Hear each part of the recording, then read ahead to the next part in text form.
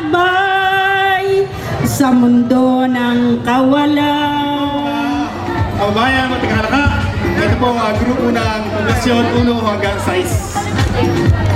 At amin po pakita kung paano kami noon at ngayon. Uunahin muna namin kung paano kami sumayaw noon.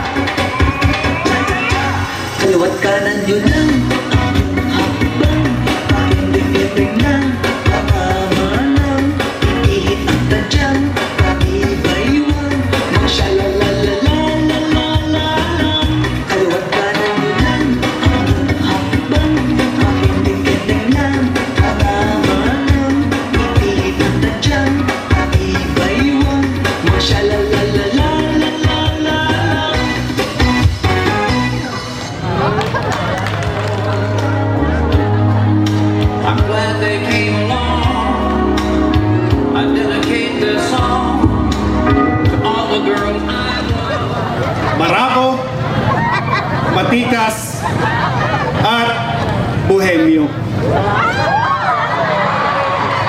Kaya naman, sa tunay niyang pangalang Pablo, mas gusto niyang tawagin siyang Pabling. Bakit nga hindi?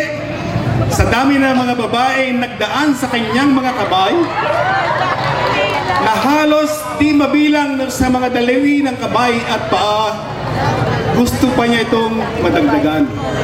Kay Pabling, tama lang siguro ang kasabihang, kahit poste ng batelek ay damitan, ay makapakulan. Ganyan si Pablo noon. Ang kanyang mga pagkakakilanlan,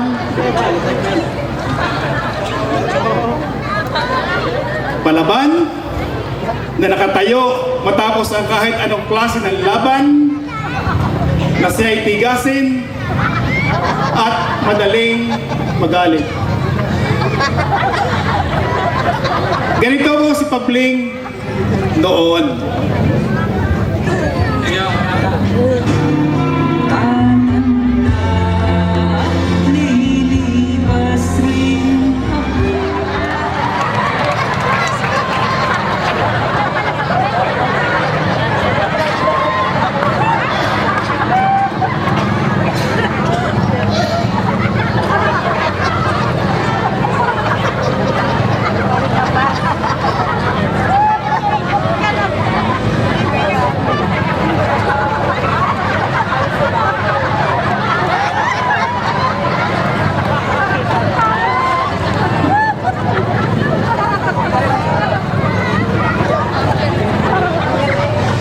Aba!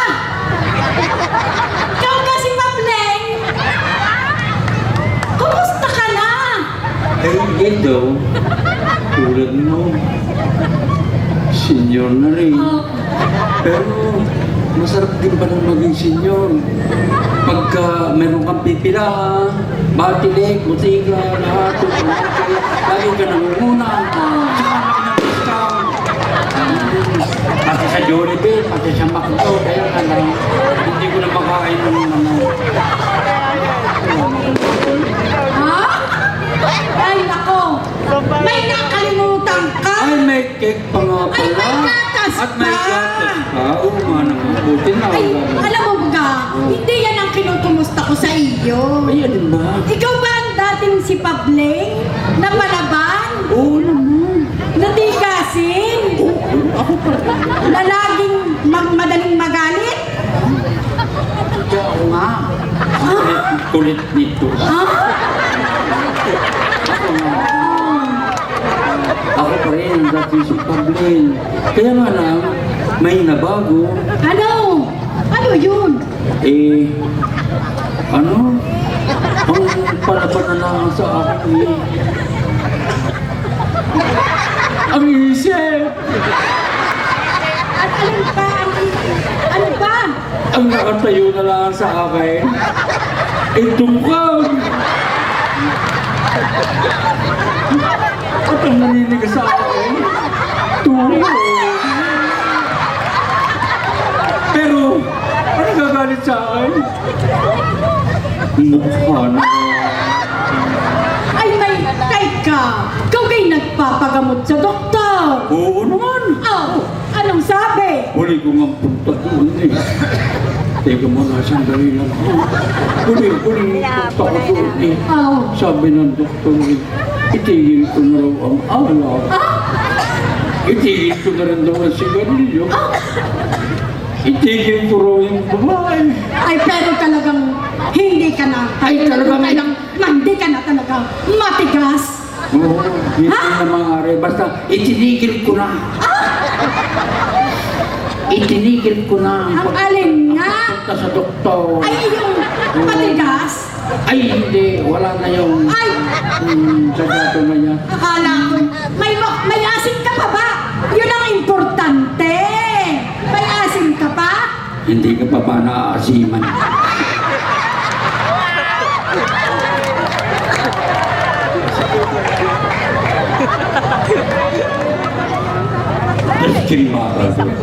Junior!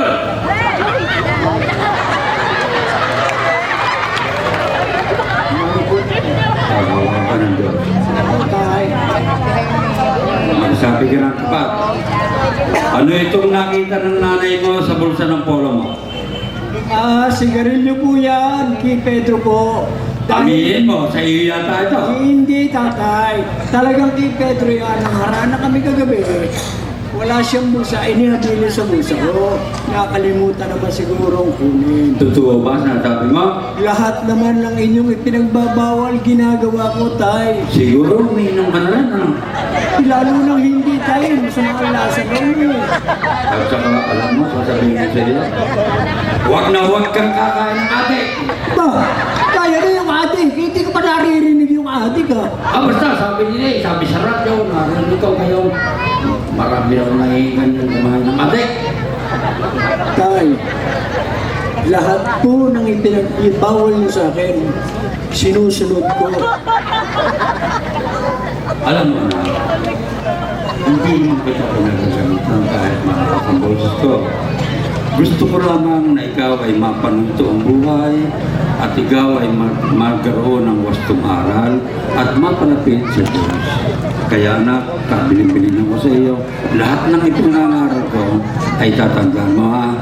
Marami pong salamat, tay, pero hayaan nyo, hindi ko bibiguin ang pangarap nyo. Magpapakabuti ako para maging isang ulirang anak. Sige na, sige, lumakad ka na. Salamat po, tay. Ganyan kahigpit ang uri ng disiplina noon.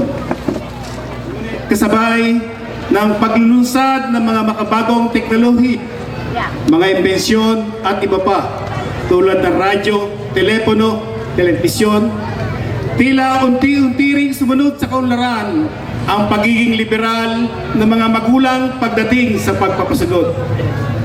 Di man matatawag na pagkonsinti, unti-unti itong naging maluwag. Minsan nga, di na nasasaway, nakakahawa pa na tila pakikiayon sa takbo ng Agos. Panoorin po natin ang ilan sa nagiging takbo ngayon. Junior! Junior! Bakit po, Dad? Ano na naman itong nakita sa bulsa ng pantalon mo? Ayan po ba, Dad? Yan po ay gamot na Viagra. Viagra! Po ba? Gamot saan yan? Yan daw po ay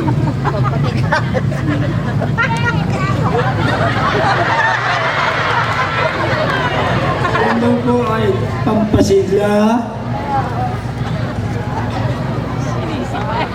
pabuhay. Tunay yun? Alam mo na Ano bang binubuhay niya? alam mo na yan, tay.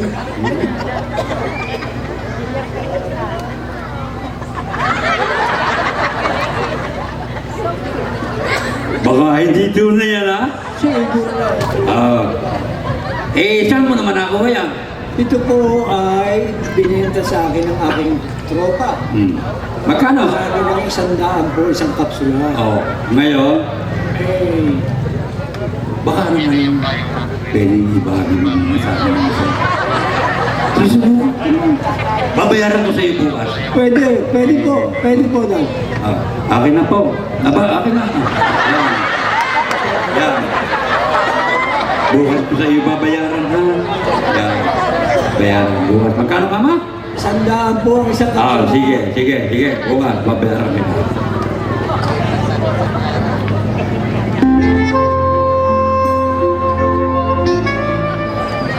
Oh, Dad, bakit ang lamig yata naman yan ang tawag niyo? Dad, malamig yata ang Okay ka ba ka? Subukan ko. Okay na? Saka pa na? Handa ako. Ito yung bayad ko sa iyo. Ayan, 200 yan. Dalawa, isa lang mo utang niyo. Ang 100 ay bayad ko sa iyo. Opo, yun nga po bayad niyo. Yung 100, tip ng mami mo. Siya nga?